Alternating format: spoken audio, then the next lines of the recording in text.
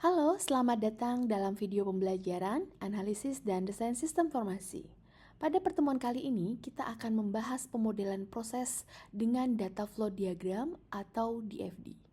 Kita akan mempelajari konsep dasar DFD, komponen utama, perbedaan antara diagram konteks dan DFD level 0, serta bagaimana membuat kedua diagram tersebut dengan studi kasus nyata. Mari kita mulai.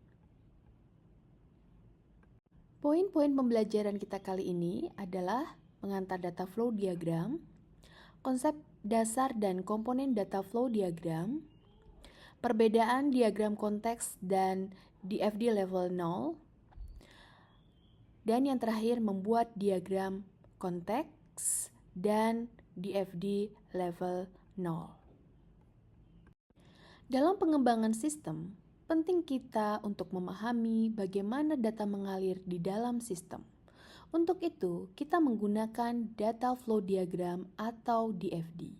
DFD adalah alat bantu yang digunakan untuk menggambarkan bagaimana data diproses dalam sistem informasi secara terstruktur. Silakan lihat gambar berikut ini. Sebagai contoh, bayangkan kita memiliki sistem pemesanan makanan online. Dalam sistem ini, pelanggan akan melakukan pemesanan melalui aplikasi, kemudian pesanan diproses oleh restoran, dan informasi dikirimkan ke bagian pengiriman. Semua alur data ini dapat kita gambarkan dalam bentuk DFD seperti gambar tersebut. Data flow diagram terdiri dari 4 komponen utama, yaitu entitas eksternal yang merupakan sumber atau tujuan data di luar sistem. Contohnya dalam studi kasus ini adalah pelanggan dan kurir. Yang kedua, komponennya disebut dengan proses, yaitu aktivitas atau fungsi yang mengolah data, seperti proses pemesanan dan konfirmasi pembayaran. Komponen yang ketiga adalah aliran data, yang berarti pergerakan data antar entitas, proses, atau penyimpanan, seperti detail pesanan dan konfirmasi pengiriman. Komponen yang keempat adalah penyimpanan data. Penyimpanan data merupakan tempat data disimpan di dalam sistem. Contohnya adalah database pemesanan. Berikut adalah ilustrasi setiap komponen dengan sistem pemesanan makanan online. Sebelum kita membuat data flow diagram, penting untuk memahami perbedaan antara diagram konteks dan data flow diagram level 0. Diagram konteks hanya terdiri dari satu proses utama yang menggambarkan keseluruhan sistem serta hubungannya dengan entitas eksternal. Sedangkan data flow diagram level 0 adalah penguraian dari diagram konteks yang menampilkan proses-proses utama dalam sistem serta aliran data antar proses. Berikut contoh gambar dari diagram konteks sistem pemesanan makanan.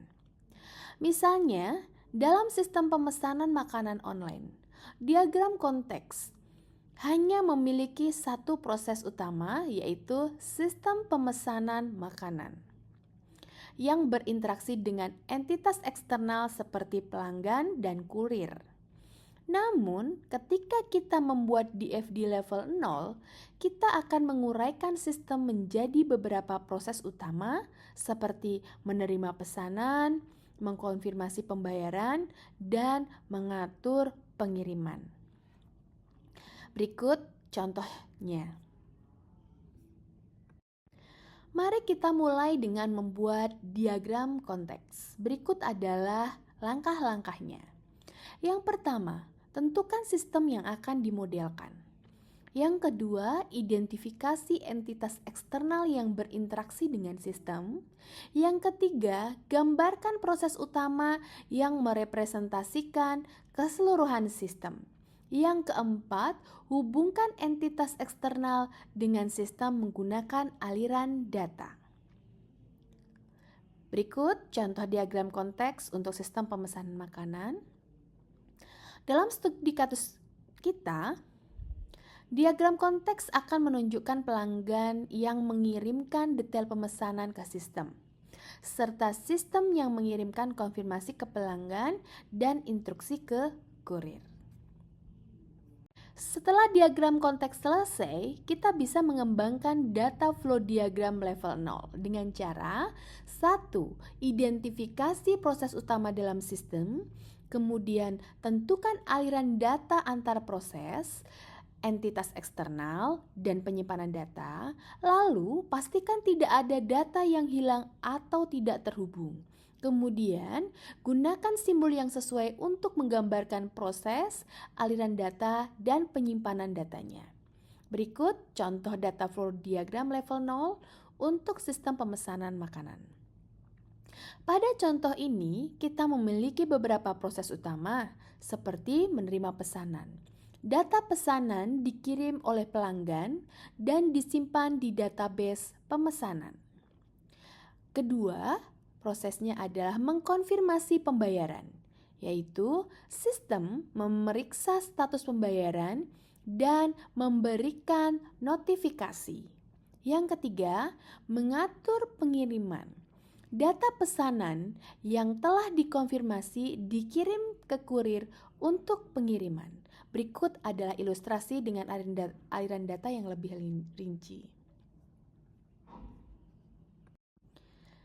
Setelah memahami konsep ini, kita dapat menggunakan data flow diagram untuk menganalisis sistem dengan lebih baik sebelum implementasi.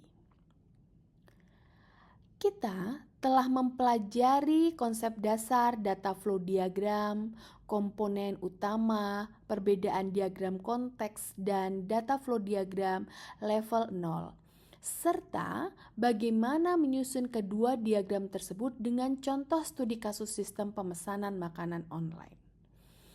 Pemodelan data flow diagram membantu kita memahami bagaimana data mengalir dalam sistem dan merupakan langkah penting dalam pengembangan sistem informasi. Terima kasih telah menyimak video ini. Jangan lupa untuk berlatih membuat data flow diagram sendiri dan menerapkannya dalam proyek nyata. Sampai jumpa di pertemuan berikutnya.